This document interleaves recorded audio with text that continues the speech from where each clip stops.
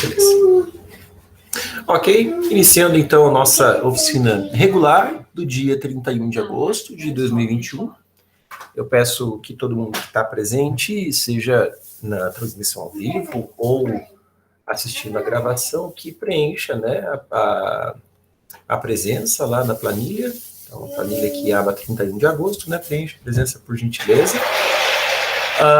E vamos embora. Né? A gente vai fazer agora no oficina regular apenas um problema. Eu preparei o segundo problema. Bom, é o problema que eu já tinha feito outras vezes, tem o código dele, né? Mas assim, eu estudei, refiz o código, analisei de novo, mas eu tô muito... Eu sei que minha cabeça não está funcionando 100%, estou cansado, uma época de corrigir prova, fechar nota, etc., ali na UTF.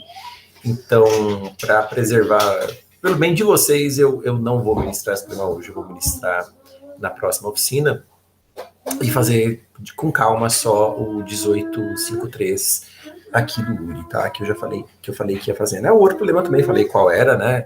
Era esse do Frozen Archaeology, que é um problema meu. O URI tá, né? Oh, meu Deus.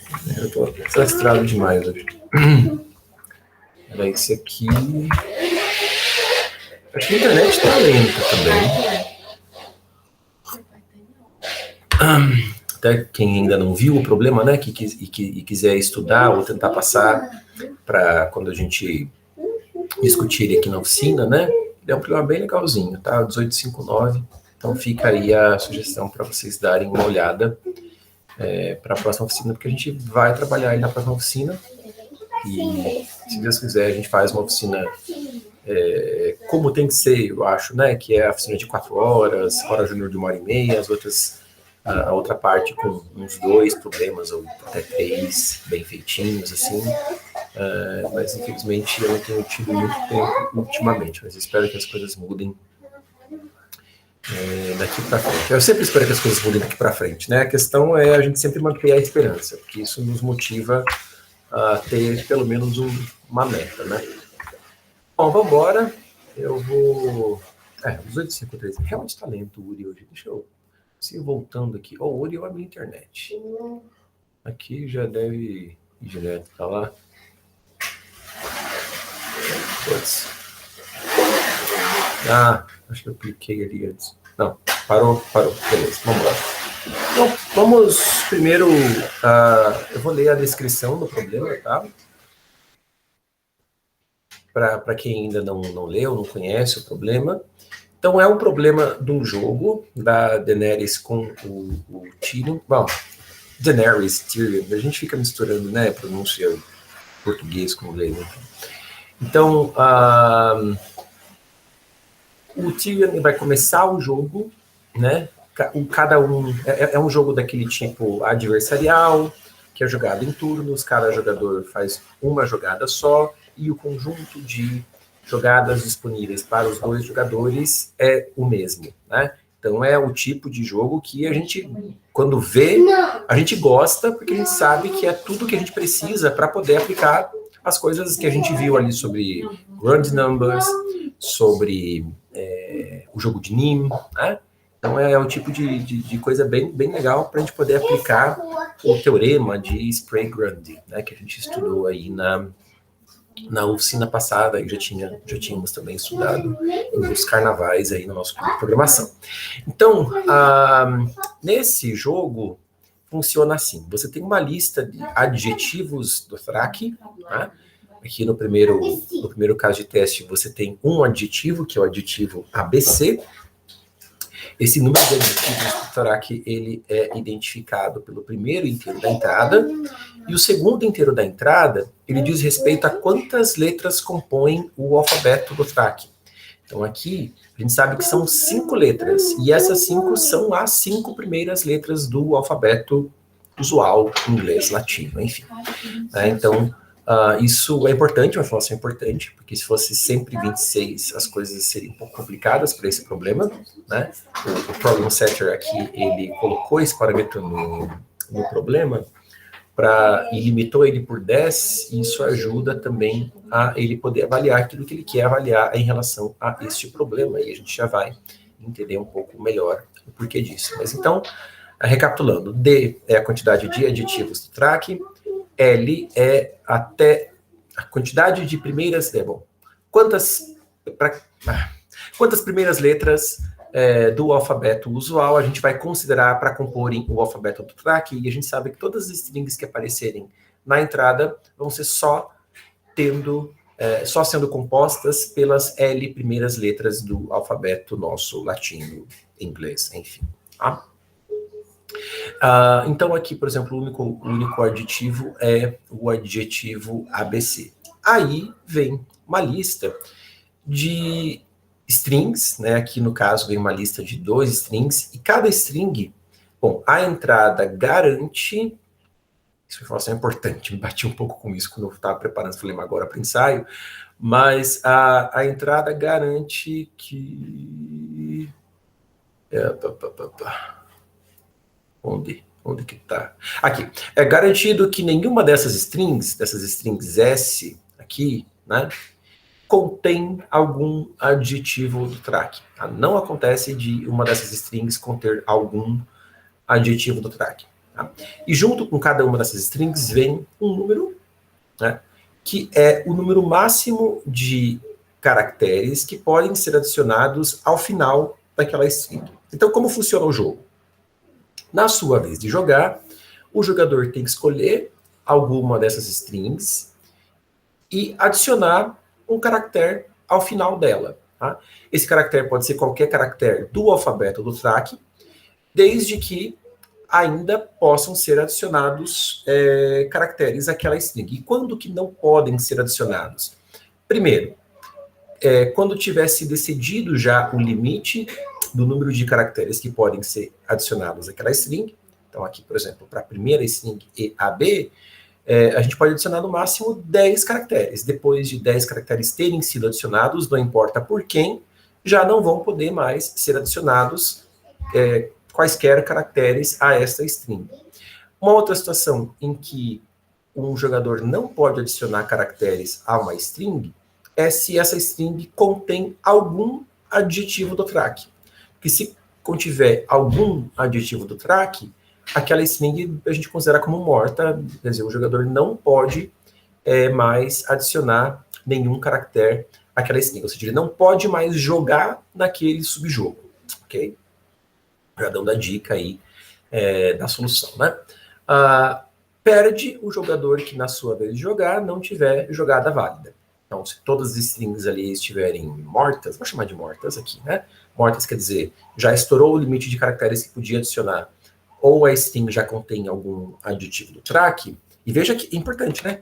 É como a string não começa contendo um adjetivo do track, então, no momento que ela contiver um adjetivo do track, isso vai ser porque esse adjetivo do track ele vai ser um sufixo da string, né? Isso pode ser interessante, pode ser uma estratégia legal para o jogador, na sua vez de jogar, ele está percebendo que está se formando um adjetivo do track ali, ele coloca a última letra para formar aquele adjetivo do track para impedir o próximo jogador de jogar naquela string, né? Isso pode ser interessante. Então, essa observação de que quando uma string contiver um adjetivo do track, ela vai conter esse adjetivo do track no seu sufixo, é uma das coisas que a gente tem que perceber para poder resolver esse problema. Tá? O Tyrion é o primeiro jogador a jogar, né? Então aqui neste exemplo, ele que ganha o jogo, ele tem uma estratégia para vencer o jogo, assumindo aí, supondo que tanto o Tyrion quanto o Daenerys jogam otimamente, né? Ele vence o jogo, e o motivo pelo qual ele vence o jogo é até cantado aqui na descrição do problema em relação a este primeiro caso de teste, né? E está em algum lugar que eu já esqueci onde.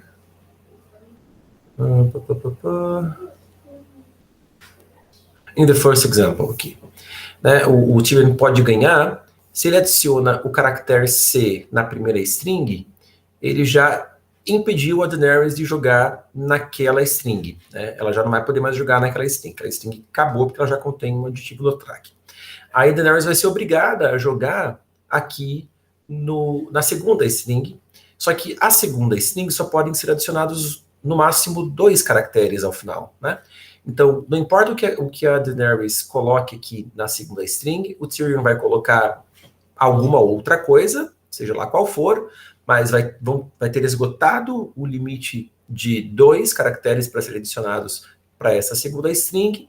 É a vez de a Daenerys jogar, mas ela não tem jogada para fazer, então ela perdeu o jogo, né? Por isso que o Tyrion é o vencedor aqui nesta primeira instância e a Daenerys é na segunda. Eu não vou analisar a segunda instância. Em relação à interpretação do enunciado do problema, ficou alguma dúvida? Eu não sei se todos aqui já conheciam o problema, aliás, até já resolveram, né? Mas, enfim, se alguém tiver alguma dúvida, é só perguntar, tá? Eliton, Rafael, Pedro, eu sei que o Fernando e o Raul acho que já conheciam o problema, mas vocês já conheciam o problema? Já tinham feito? Eu tentei fazer, professor, antes da aula. Tentou? Legal. Tentei Tentaram. ontem também, e aí eu até mandei mensagem lá do grupo, porque eu tomei WA e eu não sei por que meu código não passou. Tomou WA? Nossa! Sim. Tá. Tipo, eu imagino que a ideia esteja certa, mas enfim, vamos ver. Tá bom, vamos ver. Pedro? Só leu, né? Pedro leu o problema. Ok. Então tá bom. Uma coisa... É óbvio, assim, em linhas gerais, né? É óbvio que a gente pode aplicar aqui... Óbvio quando a gente conhece o conteúdo, né? Mas é óbvio que a gente pode aplicar aqui o teorema de Sprague-Grundy, né, no sentido de que a gente tem justamente um jogo composto, que é composto por vários subjogos, né? Então, a gente sabe que o Grundy number do estado... o Grundy number de um estado do jogo composto, ele vai ser dado pelo XOR, né, pelo ou exclusivo, bit a bit, dos Grundy numbers de cada subjogo, né, dos Grundy numbers dos estados de cada subjogo. Então a gente sabe disso. Outra coisa que a gente sabe é que quando a gente fala de um subjogo, né, o Grundy number do estado de um subjogo, ele vai ser dado pelo max. Deixa eu pegar a minha lousa. Se eu tenho lá um estado do jogo, e eu tenho o Grundy number desse estado do jogo, né? O Grundy number do estado desse jogo, e aí já não mais o jogo composto, né? Mas agora o jogo, o subjogo simples, vai ser dado pelo max dos Grundy numbers dos estados, de todos os estados possíveis, né, alcançáveis aí a partir do estado em que o jogo está. Né? Então, na minha vez de jogar, eu calculo quais são todos os estados possíveis nos quais eu posso deixar o jogo, calculo os Grundy numbers desses estados todos e o max deste conjunto de estados, né, o menor inteiro excluído, vai ser o Grundy number do estado atual, tudo bem? Então, essas coisas a gente já sabe que valem. Uma coisa que é importante aqui é o que é o estado do jogo. Acho que é a grande novidade, a grande cereja do bolo em relação a este problema, e por isso que eu queria, acho que é o principal motivo pelo qual eu queria trazer esse problema aqui para a oficina, porque ele é o primeiro problema que a gente está fazendo de teoria de jogos, que o estado do jogo não é apenas um número, né? Veja, quando a gente tratou lá do jogo de Nim, né, o que era o estado do jogo de Nim? Era um número só, era um número de pedrinhas que você tinha na pilha, era esse número N de pedrinhas.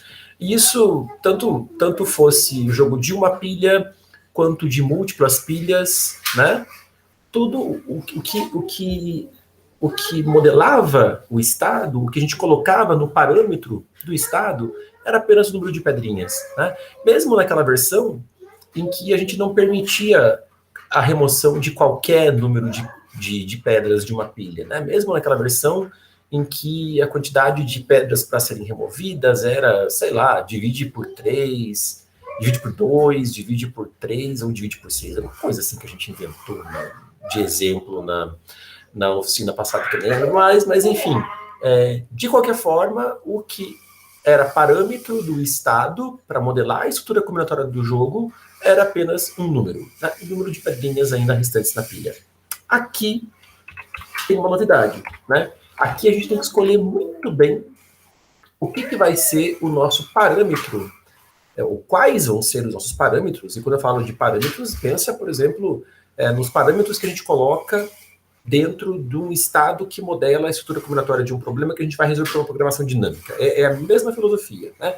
A gente está falando de modelagem da estrutura combinatória de um problema, e a gente tem que decidir muito bem quais parâmetros a gente vai colocar dentro desse estado, né? Os parâmetros que vão parametrizar o estado, digamos assim, né? Para ser um pouco mais formal, porque essa escolha vai impactar drasticamente, inclusive, a complexidade da nossa solução. Tá? E o que a gente quer colocar aqui de informação, então, para parametrizar o nosso estado? Né? Veja que, quando eu trato aqui na string EAB, no final das contas, tudo diz respeito ao sufixo da string que está sendo formada, onde que esse sufixo, ou o quanto desse sufixo casa com os prefixos dos adjetivos do track, né? Porque eu vou pegar, então, essa string que está sendo formada aqui, né, onde Daenerys e Tyrion estão jogando, e no final das contas, o que é relevante para mim é saber que porção do final da string, né, ou seja, que sufixo dessa string, ou, na verdade, eu quero saber todos os sufixos da string, o quanto eles casam com todos os prefixos dos meus aditivos do track. Isso é que é importante para eu saber. Eu quero saber essa informação, né, do quanto foi casado do sufixo da string transformada com os prefixos de todos os aditivos do track. Que tipo de estrutura de manipulação de strings nos dá essa informação em um único nó, em uma única posição dentro da estrutura? Tá bom, óbvio, né? Vocês sabem, a gente já trabalhou com essa estrutura aqui, mas a estrutura que faz isso muito bem é o autômato de Arrow-Karasik, né? Ele vai trazer para a gente justamente essa informação. Então, quando eu construo aqui o autômato para a string ABC, né, então eu tenho o nó raiz do autômato aqui, e aí eu vou ter outros nós, né, 0, 1, 2, 3, né, e o sufixo associado ao nó 1 é o sufixo A, o sufixo associado ao nó 2 é o sufixo B, o sufixo associado ao nó 3 é o sufixo ABC, né?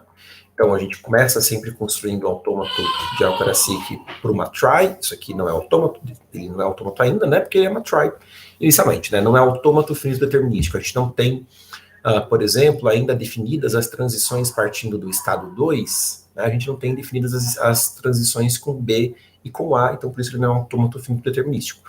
Mas a gente sabe como, de um modo preguiçoso, né, de um modo lazy, definir o goal de qualquer nó, de qualquer estado do autômato, com qualquer caractere no nosso alfabeto, qualquer caractere C, a gente sabe de modo lazy definir isso aqui, e de modo também linear, aí, na soma total das palavras do nosso dicionário, que aqui no caso é justamente o conjunto das palavras dos adjetivos do track, né, ignorando completamente as strings do jogo. A gente está falando as strings adjetivos do track, a gente vai construir esse autômato de Arrow-Karasik, né, para isso vai definir uma estrutura bem interessante. Por quê? Porque quando a gente começa a processar aqui as strings do jogo, imagina, né, pego lá a string EAB. Eu não defini aqui as outras transições do autômato, tá? A gente vai só Eu deixei só o espinho da try aqui e a gente visualiza, imagina as demais transições, tá? Todos os demais links do autômato, né? Que a gente tem que definir o goal, tem que definir o link, né? O que era o link de um nó U. Deixa eu tentar pegar um exemplo um pouco melhor do que esse, mas só para recordar um pouco de como funciona a estrutura do autômato de Algorand, né? Imagine que você tem lá... Opa, deixa eu... B, A,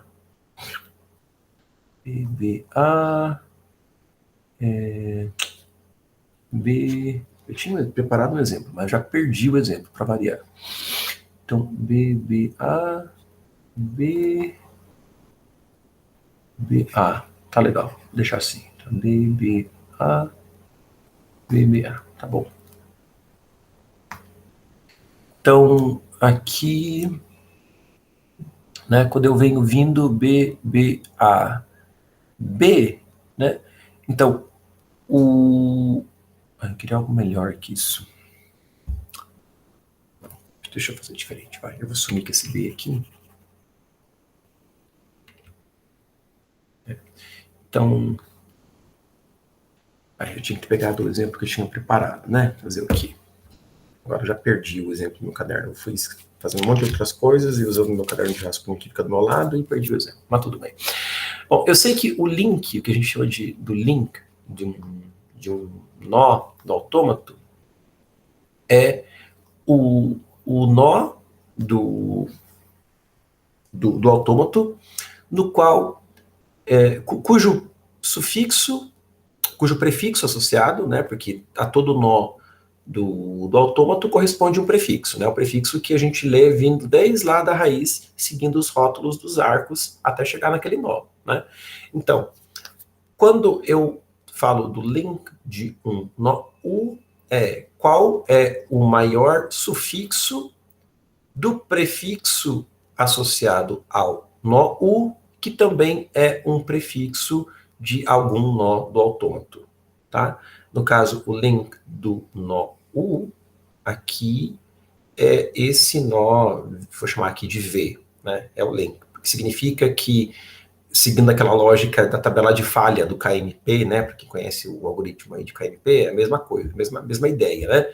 Então, se eu estou fazendo um casamento lá de uma string B, A, B, eu estou esperando ouvir um A, mas não vem um A, vem um outro B, por exemplo, né? Eu não vou jogar fora esse B que eu já casei, né? Então, eu não vou voltar para a raiz do autômato, mas eu vou para o link do U e ver daqui onde que eu saio com esse B. Aqui eu não vou sair para lugar nenhum com esse B, aí sim eu vou voltar para a raiz do autômato e começar o processamento de novo, né? Mas se tivesse aqui algum arco com rótulo B, ou uma transição com rótulo B no autômato, a gente pegaria essa transição aqui e a gente já saberia se virar com ela por conta desse link, né, que identifica o maior sufixo do prefixo associado ao nó U, que também é um prefixo de algum nó no autômato.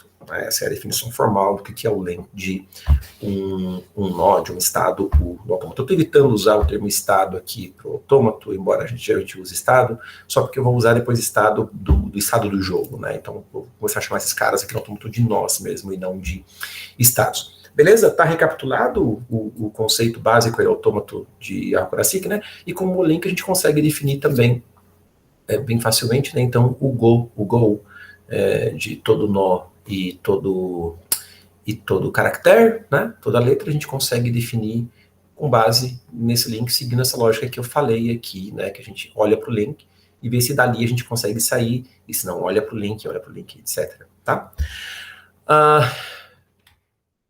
Deixa eu ver se tem alguém ainda vivo na transmissão. Vocês estão aqui? Beleza? Então, com isso, né, tendo essa estrutura, veja que quando a gente vai processar aqui a string EAB, lá do nosso exemplo, para esse autômato, né, bom, a gente continua no nó raiz do autômato, A gente vem para o nó 1, B, a gente vem para o nó 2, quer dizer, então a gente terminou o processamento da string antes de começarem a ser adicionados os caracteres da string, a gente sabe que o estado do autômato no qual a gente se encontra, né, o nó do autômato no qual a gente se encontra, é o nó 2, beleza? Essa informação diz para a gente que todo o prefixo do nó 2, né, todo ele é sufixo da string. Né? Já foi casado esse adjetivo do track aqui. Né? Aqui no nosso exemplo é muito simples, é só um adjetivo do track, ABC, mas imagina que se você tivesse vários adjetivos do track, por exemplo, ABC, ABD, AB, ABC, enfim, né? Esse nó, justamente por conta dessa cadeia de links, né, com esses arcos do tipo link, que a gente pode ir percorrendo, a gente consegue calcular aqueles arcos do tipo exit. Lembram que a gente estudou isso quando a gente viu o autômato de Alcorasic? Né? O exit, ele é, seguindo a cadeia de links, qual é o primeiro cara nesse caminho, né, nessa sequência de links, quer dizer, olha para o link, para o link do link, para o link, para o link, pro link, etc., e vê quem é o primeiro que é o nó terminal do autômato. Eu vou chamar terminal ao invés de folha, às vezes eu chamo de folha, e muitos lugares chamam de folha, mas assim, convenhamos que não é folha, né? Folha é outra coisa, então acho que nó terminal é um termo mais apropriado. Então, nessa cadeia de links, qual é o nó que é terminal primeiro aqui nesse exit? Porque isso também representa, né, que a gente está aqui nesse nó 2, mas pode não estar nesse nó 2, pode estar num outro nó, pode estar num outro nó, enfim. Né? A gente sabe com certeza que, como nenhuma string do jogo contém um aditivo do track, o exit de cada string dessas vai ser a raiz, né? Então, a gente sabe que é como se tivessem todos esses nós aqui nessa cadeia de links, mas nenhum deles é terminal, porque a gente não tem a ocorrência de um aditivo do track em alguma string do jogo. Tá legal? Então, lembrar dessas coisas, porque tudo isso, por essa sequência aí de links, a gente tem a informação, né, de todos os prefixos dos aditivos do track que já foram aí pré-processados. Tá legal? Se a string fosse EAB, AB, né, e o conjunto de aditivos do track fosse esse aqui, a gente já estaria, né, a gente já saberia que já está processado esse prefixo aqui desse adjetivo, esse prefixo desse adjetivo e este prefixo desse adjetivo, né, para esses três adjetivos do track. Eu até vou construir o autômato aqui, aproveitar que a gente está fazendo as coisas hoje um pouquinho mais tranquilamente, né, com um pouquinho mais de tempo. Isso vale a pena fazer, né? Qual que seria o autômato aqui? Então, A, B, C, A, B, D, né? Vem para cá. Aí, A, B, C, vem para cá, né? Então, se a gente está processando a string A, B,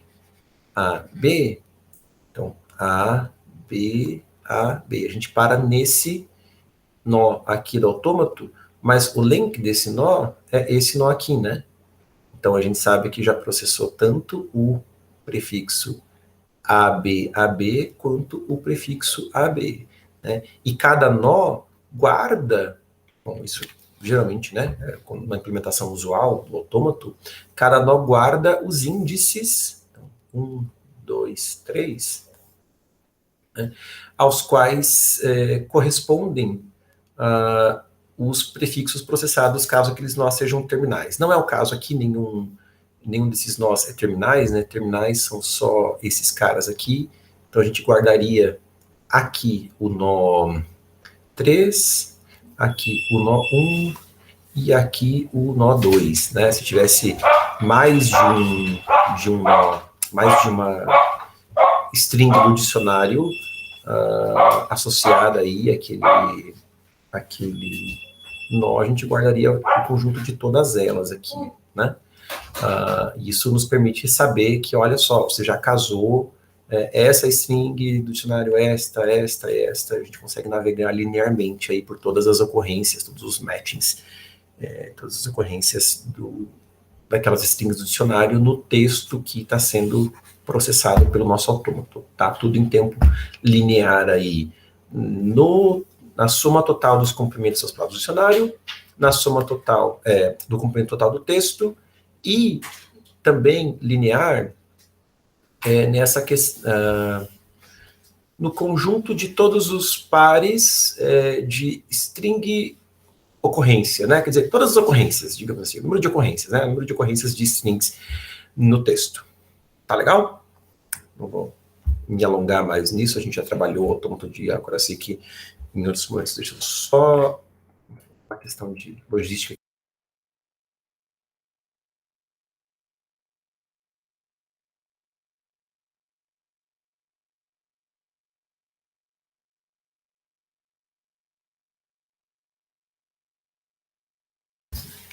Pronto, gente, voltei. Alguma dúvida, pessoal, em relação aqui ao autômato? Não? Então, vamos prosseguir. Né? Aqui, então, o que a gente tem? Focando, sabendo que o jogo começou, né, que eu estou processando a string EAB, como se ela fosse a única string do jogo, né? Até porque é o que importa, né? O fato do jogo ser composto, isso pra gente é fácil de tratar, porque a gente vai só fazer o XOR dos subjogos. Então, para todos os efeitos, o jogo é simples, é uma string só, né? Então, o que modela perfeitamente aqui o estado do jogo? Modela o nó em que parou o processamento da string no autômato de Hakurasiki, tá? Quer dizer, esse nó aqui, porque a gente sabe que isso diz, de algum modo, respeito a todos os prefixos dos aditivos do FRAC e onde parou o processamento deles, né? Então, o que precisa estar no parâmetro do nosso estado S aí, né, para modelar a estrutura controladora do jogo, o que tem que estar no parâmetro desse estado é esse nó, de onde parou o processamento da string no autômato, e também a quantidade de caracteres que eu tenho para adicionar, né, disponíveis. Inicialmente aqui vai ser 10, mas à medida que caracteres vão sendo adicionados, esse número vai decrescendo até 0, né? Então, essa é uma outra informação muito importante para a gente colocar aqui também no estado, né? Não só o nó U, mas também quantos...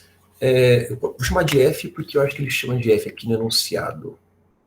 F, né? O F daquela string. Quer dizer, quantos caracteres ainda podem ser adicionados, né? Isso é importante, porque eu sei que se o F for 0, independentemente de qual seja o valor de U, F igual a 0, então esse estado S de U com F vai ser 0, né? O Grund number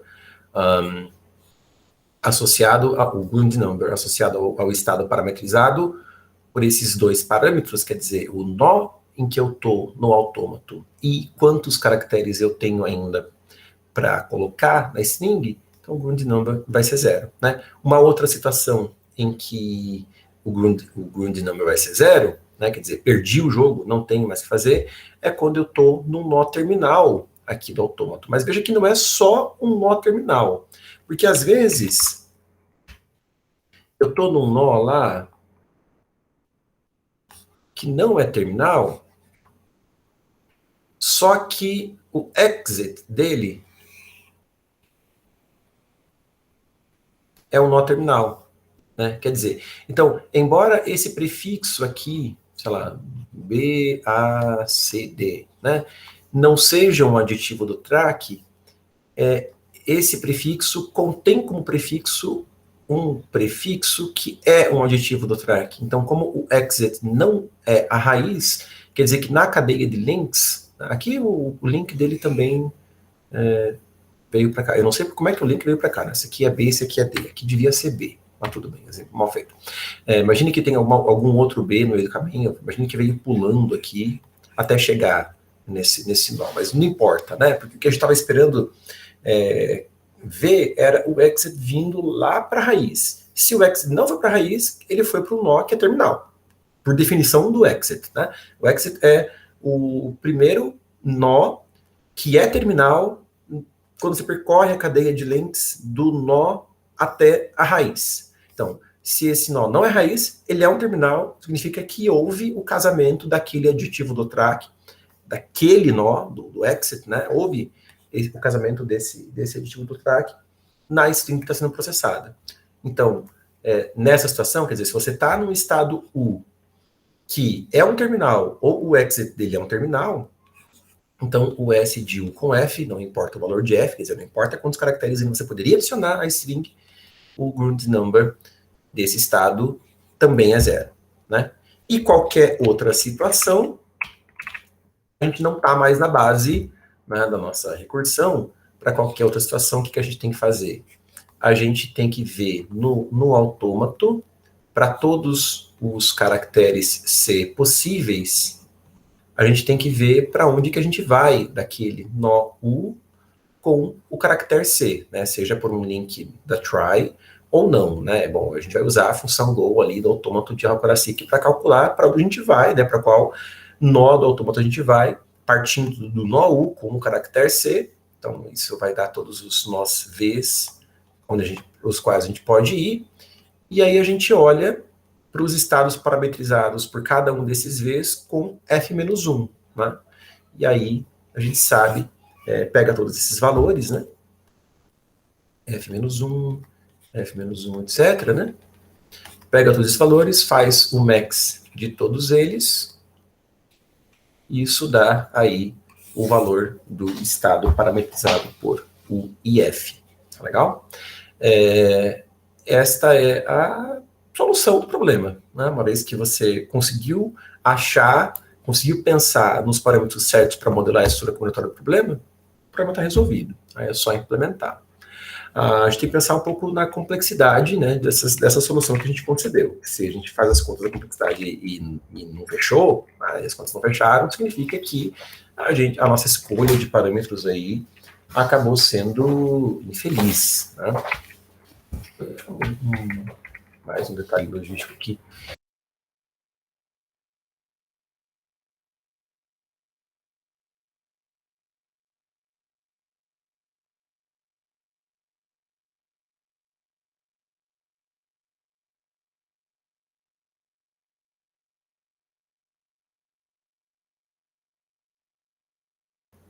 Gente, voltei aqui, desculpa. Então, aqui tem que pensar, né?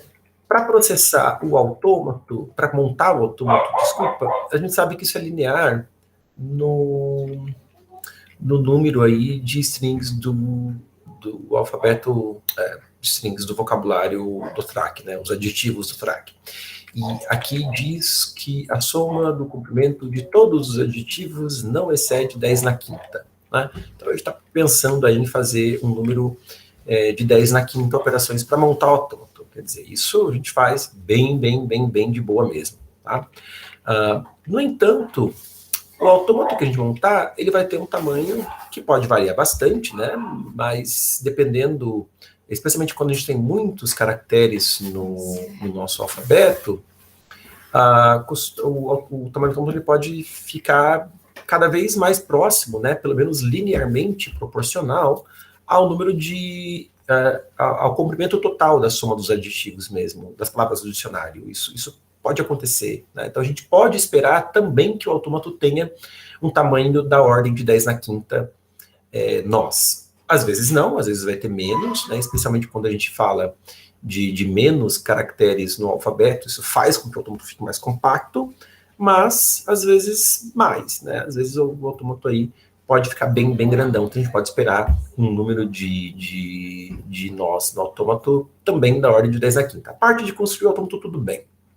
Perceba que quando a gente constrói o autômato, antes mesmo de processar as strings, a gente já tem todas as informações possíveis para até preencher já os ground numbers. A gente pode pensar em preencher esses ground numbers numa estratégia tipo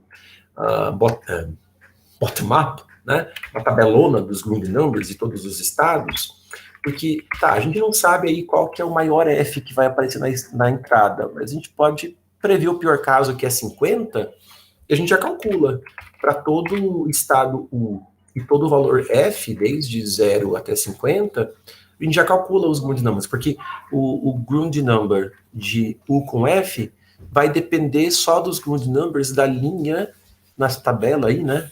pensando em colocar os Fs aqui nas linhas, os Us nas colunas, só para isso, que é só o jeito como eu estou visualizando, tá? Não necessariamente vou fazer assim no código. Não vou fazer assim no código, né? Porque no código eu sei que eu estou botando o U nas linhas, F nas colunas. Mas enfim, tá? Então não é na linha anterior, é na coluna anterior, quer dizer. Deixa eu ser coerente com a minha apresentação, pelo menos, né?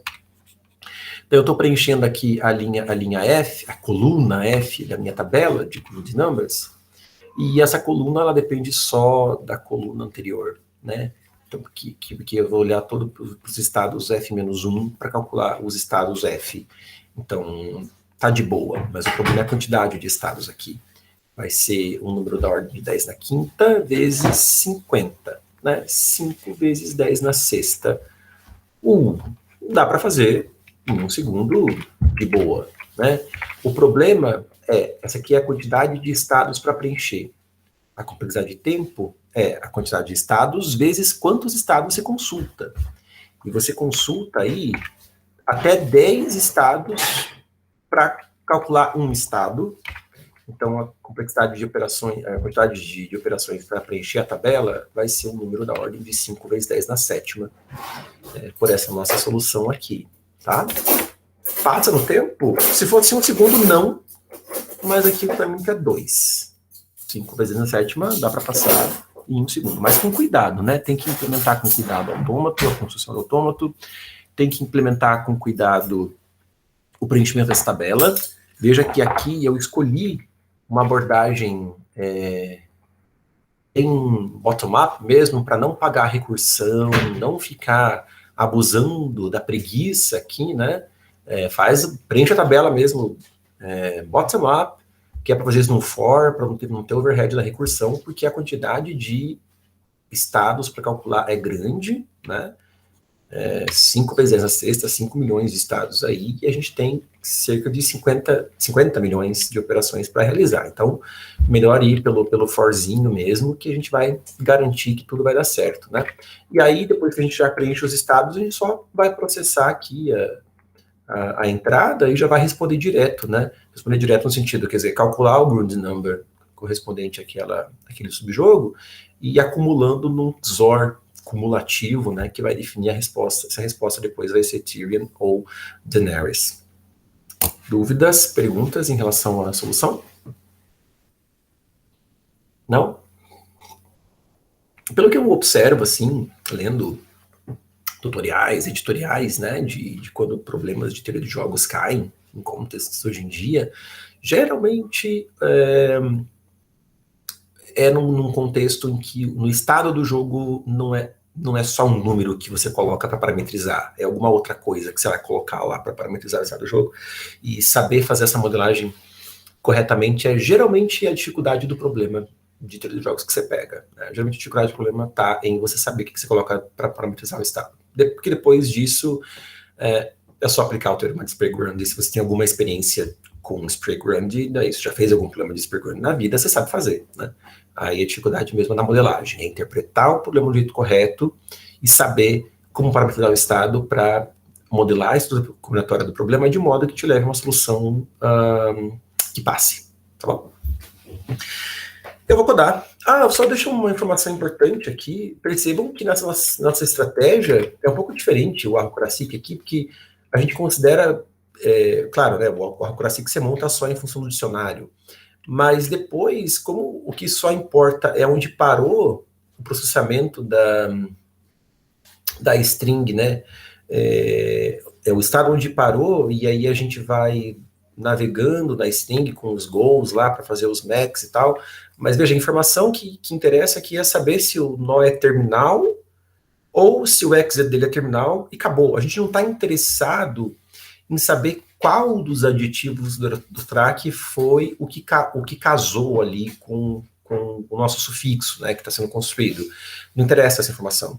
Então a gente não precisa guardar dentro do nó do autômato quais os índices das palavras do dicionário associadas ao prefixo daquele nó do autômato, né? A gente pode não implementar o autômato aqui com essa informação, gravando isso lá dentro. A gente geralmente faz isso, mas hoje a gente não precisa, né? A gente só está interessado mesmo em saber se o nó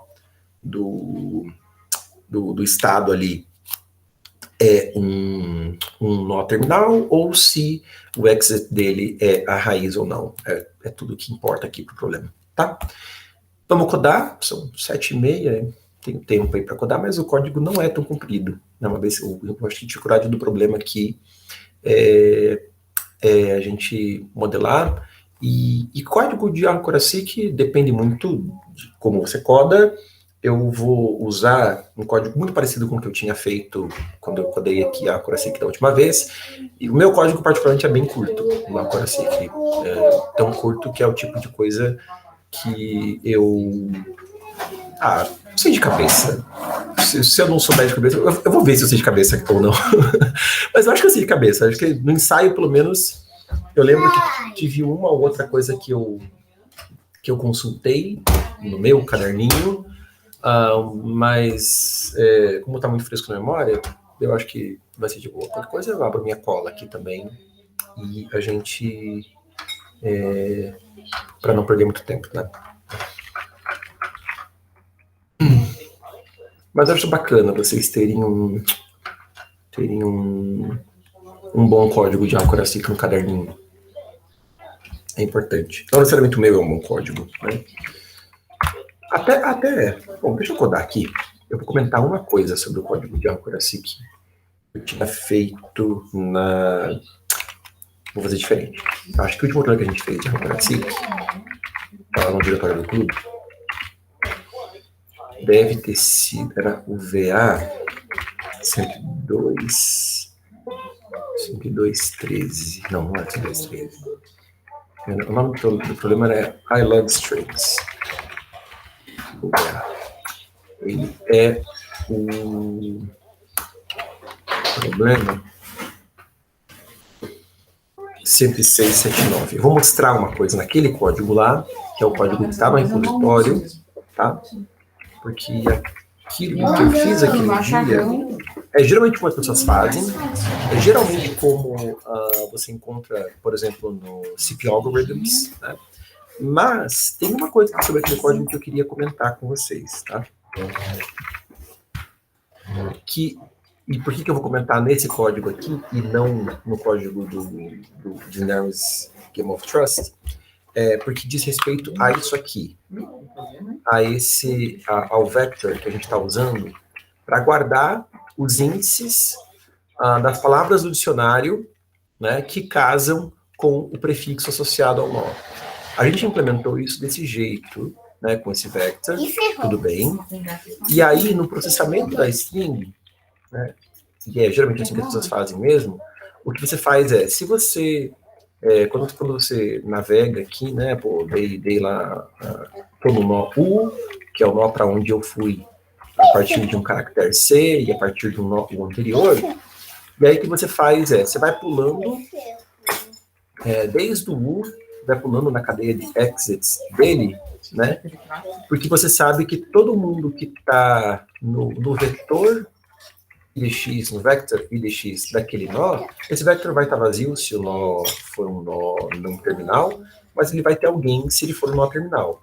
Então, você faz esse for aqui justamente para percorrer todos os índices dentro desse vector, e você incrementa a ocorrência, então, né, daquela palavra do dicionário. Aí a IDX-ésima palavra do dicionário está incrementando o OC dela. Você está gravando que, bom, você acabou de identificar mais uma ocorrência daquela palavra no texto T que você está processando. Tá?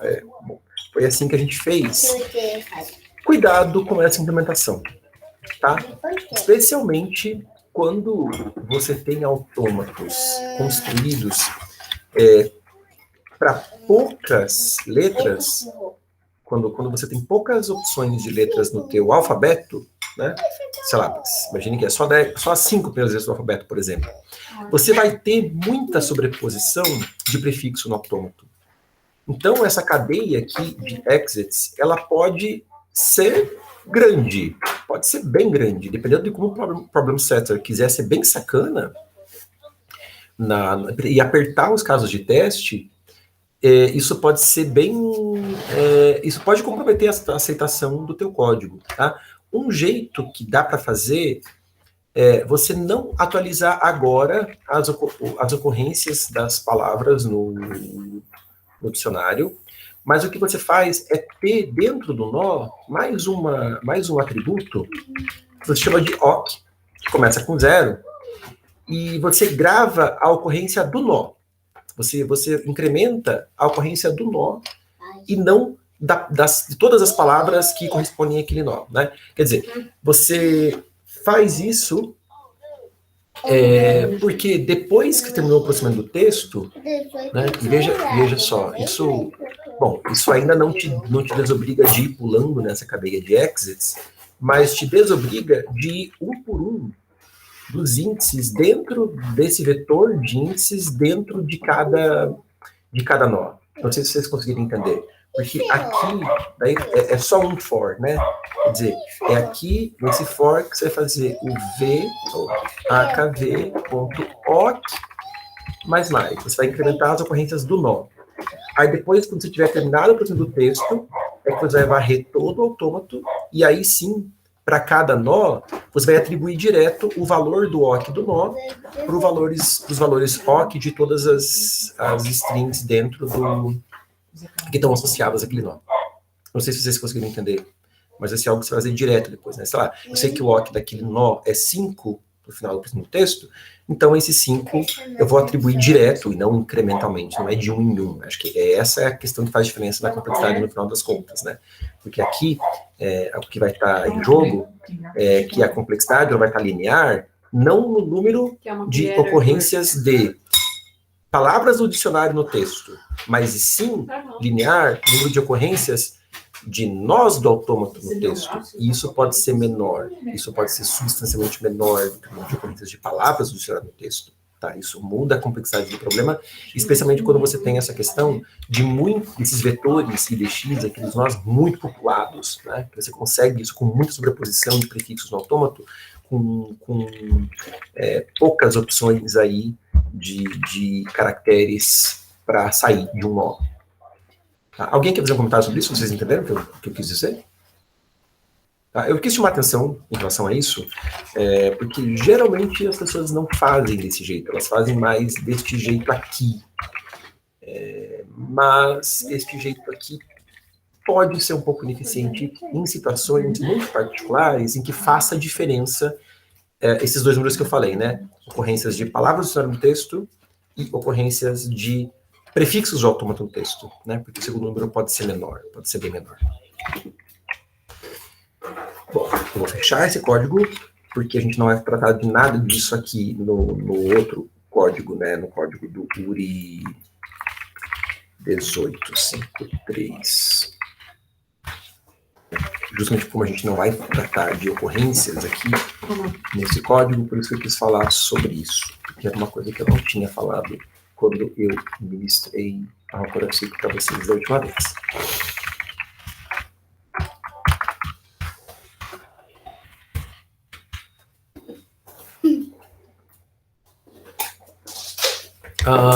Bom. Então, vamos lá. Eu vou começar com as coisas da Rocorapsico, tá? Eu vou dar a definição da estrutura do nó. Eu sei que tem as coisas da try, logo de cara. Então, cada nó aí tem o next, né? Que são as arestas os arcos da try, que pertencem ao nó. Uma flag que eu vou chamar aqui de term. Eu acho que eu chamei no outro código de leaf. Depende, né? Como a gente quer chamar, que identifica se o nó é terminal ou não. E aí, cada nó tem o seu arco length, que a gente chama, o exit. Tudo isso começa com -1, porque tudo isso é computado de modo preguiçoso, né? O go, o pai, né? O pai do nó, e eu sempre tenho que lembrar com qual caractere do pai eu vim para o nó atual, e eu chamo isso de PC, né? O caractere do pai. E o que a gente faz, enfim, como um método construtor, que eu fiz assim da outra vez e acho legal fazer também, é você criar um nó, passando como atributos aí o P e o PC. Isso é útil, isso é útil para try também, né? Você vai inserir um nó na try, você já insere lembrando quem é o pai e quem é com qual caractere você saiu, você veio do pai, né, no atual, e por definição você coloca os valores 0 aqui, isso para você poder criar o nó raiz da try, que não vai ter pai, né, mas depois todos vão ter pais. Né, o que você faz aqui é só botar o pai, recebe underline P, e o caractere, colocar eu vim do pai, recebe underline PC, e acabou. Acho que é só isso. Lembrar que eu preciso atribuir esses next, todos eles têm que inicialmente valer -1, né? Porque tudo isso é computado de modo preguiçoso. -1 aqui no next. Aqui não é por preguiça, não é por laziness, mas é porque eu preciso saber quando não está definido o marco da try a partir de um caractere, a partir daquele. E aqui é por laziness mesmo, né? É uma coisa, é tipo uma PD que está preenchendo as coisas. Então, eu preciso inicialmente deixar todos esses caras com -1. Então, quando eu aqui no método construtor, para criar um nó, eu tenho que fazer esses vetores todos aqui, esses dois vetores, né? Ficarem com -1, então, por exemplo, -7, next, -1, 7, go, -1, deixa eu implementar a Alcoracic assim. Daí, meu Alcoracic vai ser um vector de node. Eu gosto de chamar ele de AKA, ACA, né? Alcoracic autômato. Bem, fiz assim, acho que deu pra ver. Bom, aí a gente tem as coisas, né, para poder lidar com esse autômato. A primeira função que a gente precisa implementar é a função de inserção. Essa aqui é a inserção na try, na verdade, né? Então, aqui, quando eu vou inserir uma string S na try, o que eu vou fazer? Né, eu preciso começar na raiz da try, e vou ter um i também para navegar sobre os caracteres da string. Então, eu começo i0 enquanto SI, né, enquanto isso vai quebrar o for quando estiver no /0 da string. Então, enquanto SI i++, aí o que eu vou fazer aqui, né?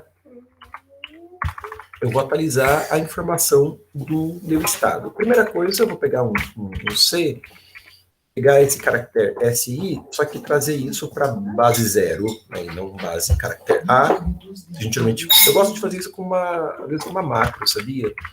Eu chamo de QI. Então, eu geralmente gosto de fazer assim. E daí, para esse problema, é só fazer o caractere menos azinho, né? Que as coisas aerominúsculas. Às vezes, quando você tem maiúsculas e minúsculas, então você pode, por exemplo, mapear de azinho a zezinho para de 0 a 25, de azão a zezão para de 26 a 51, né? Então, você faz um ternário para poder mapear para o inteiro correto, mas tem que ser um inteiro que começa a contar a partir de 0, né? E esse C aqui é um caractere, mas na verdade não é um caractere, é um caractere indexado a partir de 0, tá? E o que eu vou fazer? Bom, primeiro eu tenho que verificar se está prevista a transição de U com C na try, né? Porque se não está prevista, eu tenho que criar essa transição, né? Justamente eu estou inserindo a string na try, então eu vou criando as arestas da try, né? Então, caso o next com C não esteja prevista na try, essa transição, o que eu vou fazer? Eu vou criar a transição, quer dizer que o o next C vai receber um caractere, esse não, o nó novo que a try vai ganhar. Esse nó novo é aka.size, né? É o novo nó que vai ser inserido na try. O meu aka vai ganhar mais um nó. E eu vou dar um emplace back. E tudo isso ajuda, porque eu vou definir método construtor aqui, né? Para isso novo. Então, eu dou um emplace back com os parâmetros, né? Quer dizer, lembrando o pai de onde vim e o caractere com o qual eu vim do meu pai, ou seja, U com C, né? Então, eu estou criando um nó novo da try, eu sei que o pai desse nó novo é o U, e o caractere com o qual eu vim para ele, do meu pai, é o caractere C. Legal? Em todo caso, uma vez, quer dizer, se não estava, se já existia esse nó na try, se já estava prevista essa transição de U com C na try, beleza, mas se não estava, agora, de qualquer forma, tá, o que eu vou fazer é só atualizar o U, vai para o novo nó, né, para o nó para onde eu tenho que ir, de U com C. Quando eu terminar o processamento da string, o nó onde eu parei, eu sei que é um terminal. Tranquilo, né? Essa função aqui é sossegada. É uma função de try, na verdade. Quando a gente implementa try, é exatamente só isso que tem, né? Mais nada. Aí vem as duas funçõezinhas que definem o autômato, né?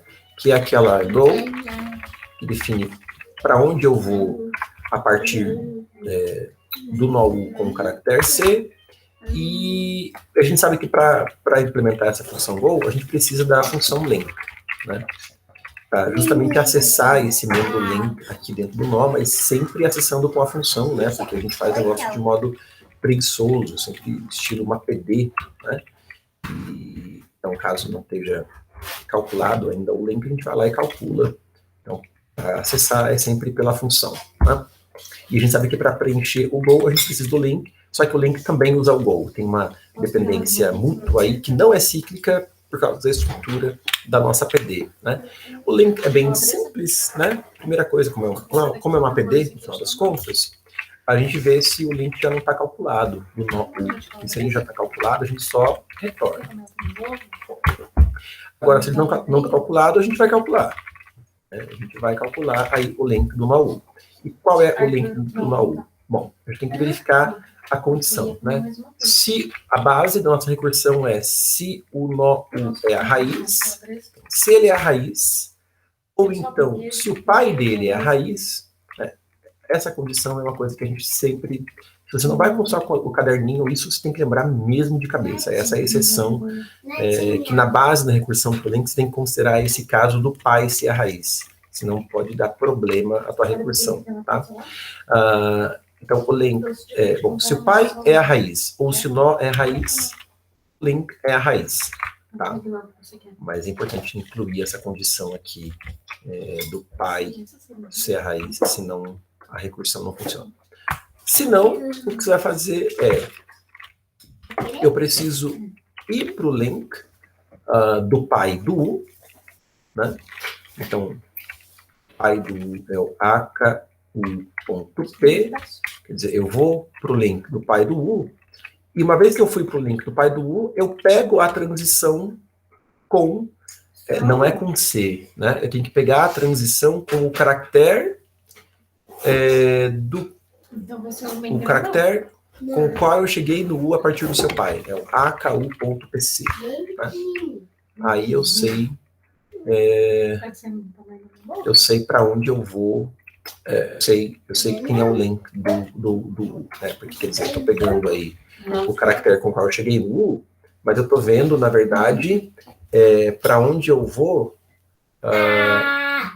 pegando com esse caractere o link do pai do U, né? Quer dizer, eu olho o link do pai do U e pego esse caractere para ver para onde que eu vou. Esse cara é o link do meu vértice U, né?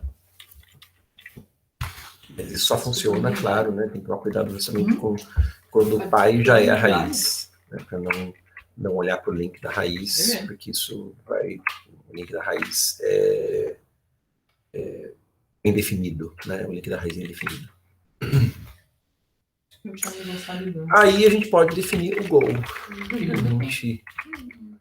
Go de C, o go de U com C, primeira coisa, como é uma PD, né? Se já está computado, só devolve. E se não está computado, a gente vai computar.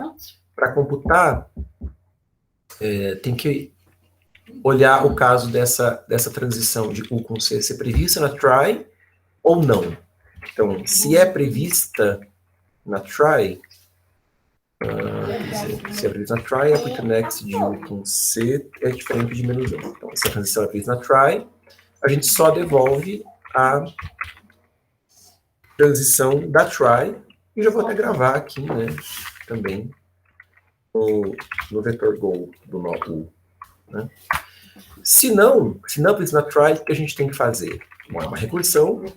A base da recursão é quando a gente está na raiz. Quer dizer, se a gente está na raiz, então, com o caractere C partindo da raiz para uma transição que não está prevista na try, não tem que a gente fazer. Né? A gente vai continuar na raiz. Não tem que fazer. Se não, a gente vai tentar o link do U e ver se do link do U a gente consegue sair com o caractere C. Beleza? Então, link go. Aí, a última funçãozinha lá, o Coracic, é o exit lá, né? Isso é simples. Que se o nó U não é terminal, isso é uma coisa importante. Esse exit, eu, quando implemento, gosto para poder chegar aqui e já... Isso é porque eu faço o seguinte, eu já defino aqui o V como sendo o link do U para colocar numa variável, que isso eu acho que facilita a implementação depois. Sempre faço assim, só que isso pressupõe, eu gosto às vezes colocar até num comentário quando eu vou mostrar para os alunos a implementação de Coracic, eu gosto de colocar um comentário que isso assume que U não é a raiz, tá? Faz sentido, né? Porque o exit do U ele é definido como o primeiro cara na cadeia de links que é um terminal. Então, se você está partindo da raiz, não tem terminal, porque não tem link. A raiz não tem link definido, não vai ter exit definido também, né? A base, bom, é uma PD, então a gente tem que considerar quando esse cara é diferente de menos 1, que já está computado, é só devolver. Se não, a gente vai computar ele. A nossa base é quando eu estou na raiz. A raiz, quando o link é na raiz, né? Porque estou pegando a cadeia, olhando para o link, etc. Então, se o V é a raiz, ou se o V é um terminal, né? Porque eu estou procurando pelo primeiro terminal aí na cadeia de links. Se ele é um terminal, então o V aqui é o exit. Se não, quem é o exit do V. Beleza? Aqui estão as coisas do Coracic. Alguém tem alguma pergunta para fazer? Não? Eu vou até comparar com o código que eu tinha feito no... Não tenho certeza, né, que eu fiz uma besteira. Pode ser funções curtinhas, mas vai que. A gente segue para a implementação lá do código do problema. Tudo igual. Não tem vector. Nossa, até o comentário, né? No por do Aka. Tem no insert.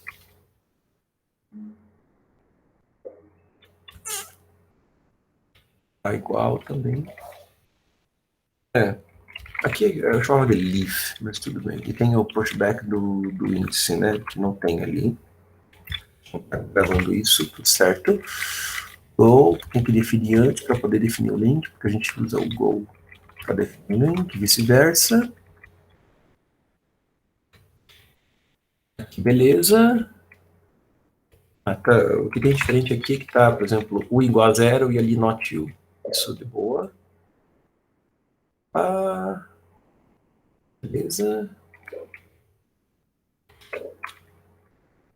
Vamos ver o exit. Diferente isso aqui só. Beleza. Vamos então para o problema, né? Antes de ir para a função main, já que eu estou fazendo assim hoje, né, de deixar a função main por último, sendo que eu geralmente faço ela por primeiro, mas eu vou definir globalmente aqueles um array lá para os ground numbers, né? E então eu vou definir lá uma função que eu vou chamar de fillGround, é só para calcular todos os meus ground numbers, que eu vou calcular aqui, né? Eu tenho que ter max. Deixa eu definir isso na pergunta. 10 na quinta. Então, 10 na quinta estados, né? 10 na quinta nosso, no autômato. O K eu defini já em algum lugar. Então, eu defini o K. O K é 10. Problema 10. Até 10. Né? Então, vou botar aqui um pouco mais que 10, vou botar 13. Né? E o ground é até 50, então eu vou botar, sei lá, 52. Né? Aí, para preencher esses grounds, o que a gente vai fazer? Então, eu vou deixar o estado e a quantidade de caracteres que ainda tem para adicionar. Vou chamar aqui de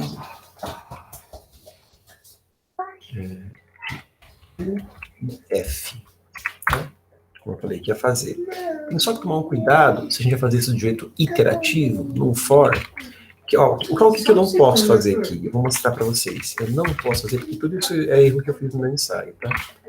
No meu ensaio eu fiz isso aqui, eu fiz for u, mas isso aqui é erro besta, é erro, assim, que todo mundo já cometeu esse erro alguma vez na vida, eu inclusive, só que eu tenho alguns erros que eu gosto muito deles, né?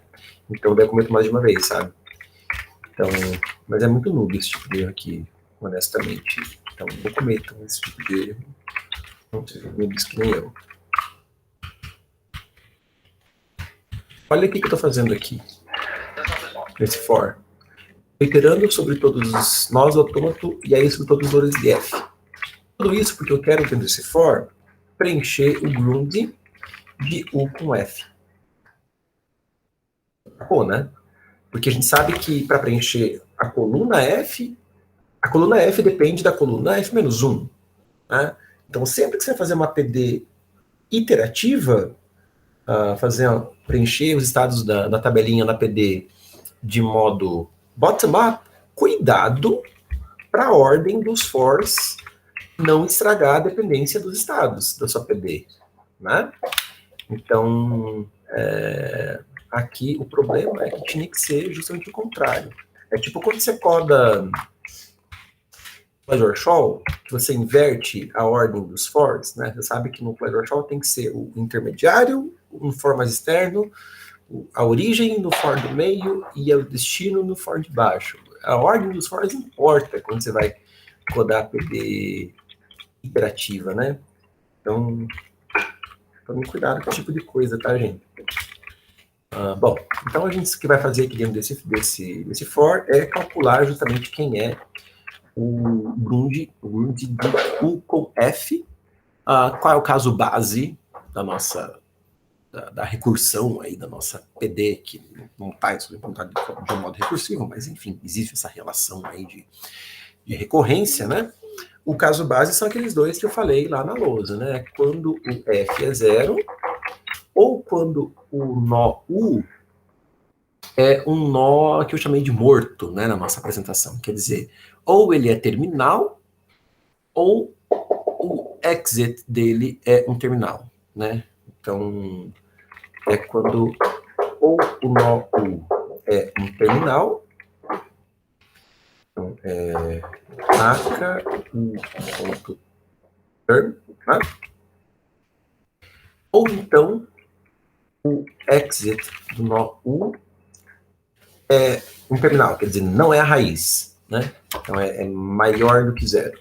Só que eu só posso acessar o exit de um nó U caso ele não seja a raiz, senão isso aqui não está definido. Então, é quando o nó U é um terminal, ou caso ele não seja a raiz, então o exit maior que 0. É um C, né? Como é que a gente implementa C em lógica? A, então B, é não A ou B, né? Então, peraí que agora eu me atrapalhei aqui. A lógica, peraí. Isso faz sentido? Então, se ele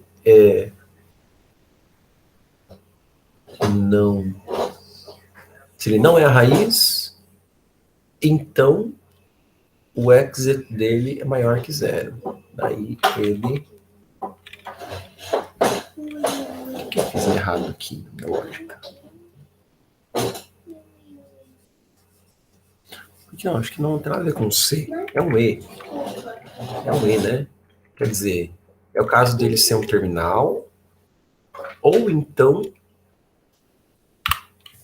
é o caso de ele...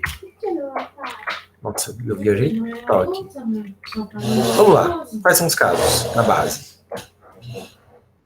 O F é 0, o nó U é terminal, ou o nó U não é raiz e o exit dele é maior que 0. Beleza? Esqueçam qualquer construção que eu estava tentando fazer, que eu nem sei mais o que eu estava querendo falar. Esses são os 3 casos. Tá? Aí, o que a gente vai fazer aqui? Bom, nesse caso, o grund de U com F é 0. Tá? Se não, a gente vai olhar para todos os grunds possíveis, né? Com os quais o jogo pode ser correspondentes aos estados, nos quais o jogo pode ser deixado, e pegar o max desses caras. Então, eu vou fazer isso com um vetorzinho de flex, como eu fiz já da outra vez, né? Veja, esse lado de calcular max de jogos, você sempre tem que pensar assim, quantas escolhas você tem de jogadas possíveis? Aqui no caso, é sempre K escolhas, né? Quer dizer, são 10 caracteres, eu tenho 10 escolhas. Então, o max nunca vai ser maior do que 11. Né?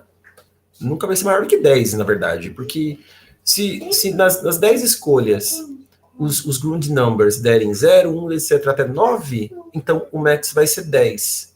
Mas o max desse estado sendo 10, quando esse estado é considerado num conjunto de 10 estados, como eu tenho um estado com grund number igual a 10, é porque eu abri um espacinho nos inteiros de 0 a 10 para o max encontrar o seu espacinho ali. Então, o max nunca vai assumir um valor maior do que 10, quando você tem 10 opções de jogada, né? Então, como eu já botei o K grandinho ali, né, maior do que 10, eu botei 13 até, né? Dei uma chutadinha aqui no pau da barraca com um pouquinho de gentileza.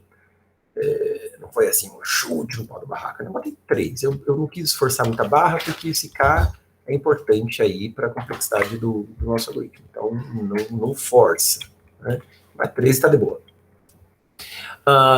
Isso já me garante que é tranquilo aqui eu levantar as flags e percorrer o vetor de flags para olhar qual é a primeira que não está levantada. Quer dizer, é linear no próprio número de operações que eu vou ter que fazer, porque são cada um dessas 10 possibilidades, eu tenho que analisar de qualquer forma, eu tenho que consultar os valores dos estados para cada uma dessas 10 possibilidades. Então, gravar esses valores num vetor que vai ter tamanho proporcional a esse número de operações que eu já tive que executar anyway, para depois ir uma por uma vendo qual é a primeira qual é o primeiro espacinho que eu tenho no vetor, tá de boa, né? Eu não estou gastando mais complexidade daquilo que eu já estou sendo obrigado a pagar de qualquer forma. Tá? Eu não sei se ficou claro assim para vocês, essa altura do campeonato, vocês estão já todos com a câmera desligada, não sei se alguém mais está comigo aí, mas ficou claro essa questão do max,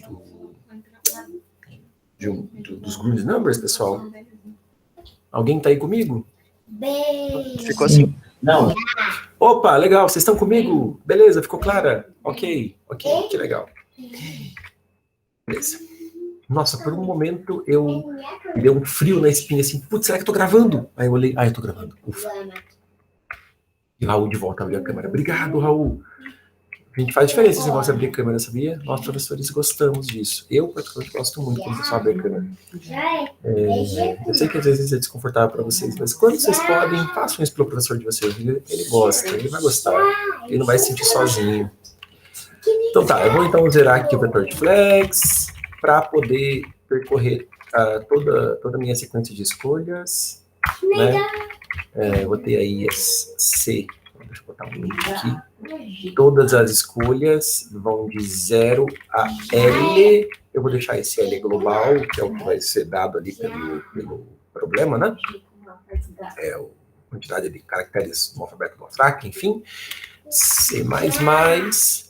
E aí, o que eu vou ter que fazer? Eu vou ter que ver o grounding do F-1. E aqui eu vou go 1 com C. Né? Então, olho esse ground e levanto essa flag. Levanta essa flag. Aí, terminou esse for, eu vou varrer o vetor de flags enquanto a flag está levantada. Eu estou procurando pela primeira flag que está baixada, né? Aqui não é bom deixar o int dentro do for, sabia? Porque eu preciso chegar depois desse for aqui, né? Fazer ground 1 com C. Recebe J. Né? Eu quero botar o primeiro J onde quebrou o for anterior e vai quebrar em alguém, né? Com certeza vai quebrar em alguém, nem que seja no 10, mas vai quebrar. E aí eu boto o ground U com C, J, mas aí esse J tem que instanciar aqui em cima. Beleza? Preenchi os grounds. Acho que tá tudo certo. Alguém tem algum comentário para fazer antes de eu codar a função main? Tem um C perdido, eu acho, ali no ground de UC. F. Valeu. Mais alguém? Não? Vambora. Primeira coisa que a gente vai ler aí da entrada é o D e o L. O D a gente não tinha deixado global antes, vou deixar aqui local mesmo, não importa. O L a gente já declarou, né, porque ele é necessário para preencher os grounds. Aí a gente vai começar o nosso autômato. Lembrando que você inicializa o autômato sempre botando a raiz nele. Faz isso com, assim, ó, em place back. E aí já inicializou o autômato, né? Porque está definido lá o que faz a struct node quando não recebe nada. E aí a gente vai sair processando todos os aditivos do track, né? Quer dizer, processar significa ler a string. Deixa eu declarar aqui uma string S. Ali diz no máximo 10 na quinta. Eu vou deixar isso global. S max.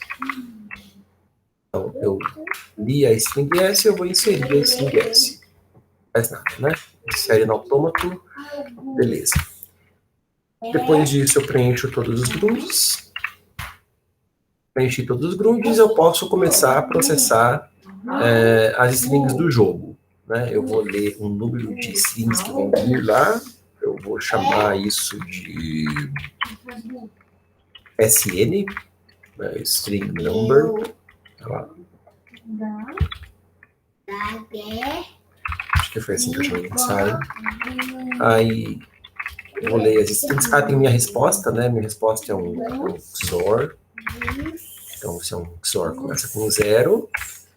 Leio a string daquele subjogo com o seu respectivo F.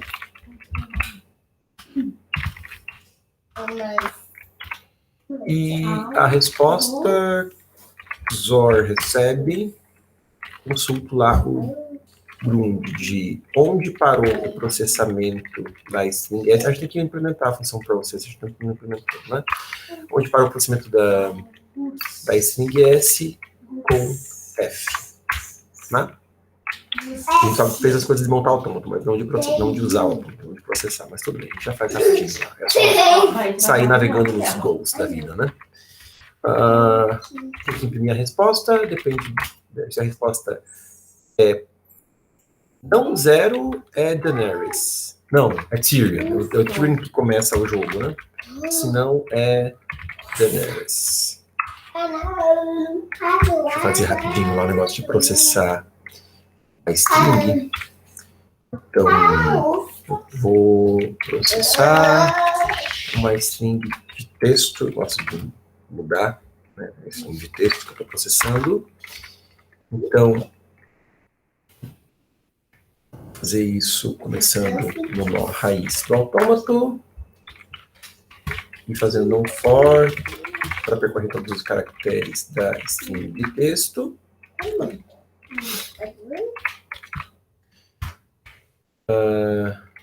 Eu vou ter, então, o caractere C, que é o caractere, o 10º caractere da string de texto, mas eu vou usar aquela macro lá, né, para fazer a indexação em 0.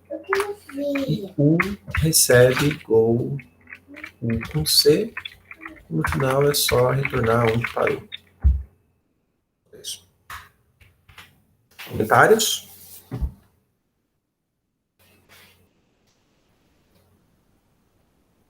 Não? Eu vou, então, compilar e testar e encerrar essa oficina. Tem 2 Rauls. Tava aparecendo 2 Rauls para mim aqui agora há pouco. Não? Pra mim, só eu. Estavam 2 Só- Rauls, assim, a imagem de 2 Rauls. Bem legal. Quanto mais, melhor. Quanto mais Raul, melhor. Opa, eu tô precisando da Windows. É melhor que um Raul 2, né? Vamos lá. Aí, Uri 1853. Vou ver os 1 milhão de erros. Opa, nenhum erro. Ah, mas aqui eu também conferi o código do Aporacic lá na metade do processo, né?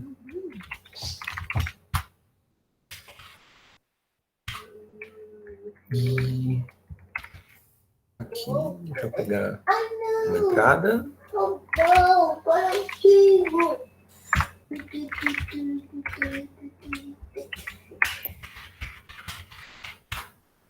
Tyrion, que é a resposta. Próxima entrada.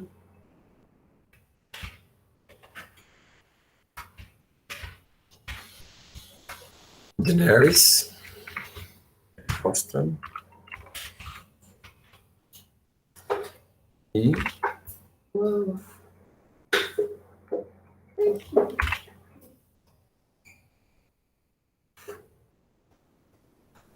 esse editor do Uri é meio bugado, né? Porque daí ele trunca aqui. Pô, sei lá.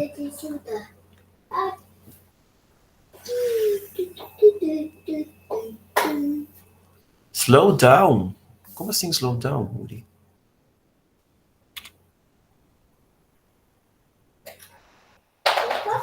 Isso aí acontece quando a Kayana fica muito tempo parado.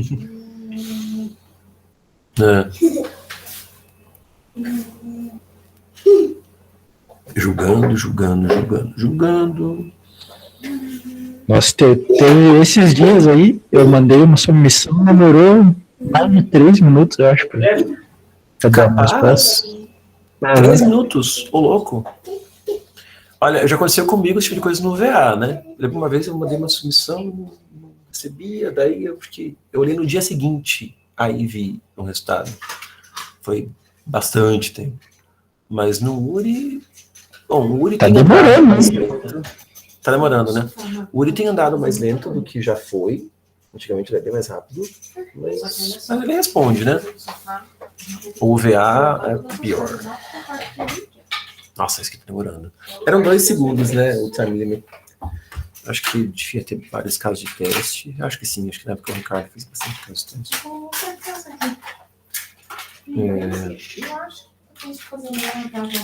Apesar de ter um tipo de problema que os casos de teste que você faz em quantidade, para pegar assim as questões sobre a posição de string, etc., não são grandes, né? E aí você faz poucos desses casos grandes para forçar o time limit. Né? No máximo você fica ajustando ali no caso desse problema, o valor do L, porque faz diferença, né? Quando você tem muitos caracteres no alfabeto e menos caracteres, isso faz diferença. Isso impacta no tamanho do autômato, mas impacta também no número de ocorrências das coisas. Então, esses ajustes é importante o problem setter garantir, né, que está pegando tudo que tem que pegar nos casos de teste. Mas eu acho que está lento demais aqui. Lento realmente demais. Opa, passou. Foi. Beleza, pessoal? Vejam o treino e a gente se vê, então, semana que vem, se eu estiver vivo após entregar os diários de classe no sábado, tá bom? Um abraço, gente. Tudo de bom para vocês. Se cuidem. Vamos torcer por você. Até mais. Obrigado. Valeu. Sempre um prazer. Até mais. Tchau, tchau. Até mais, pessoal.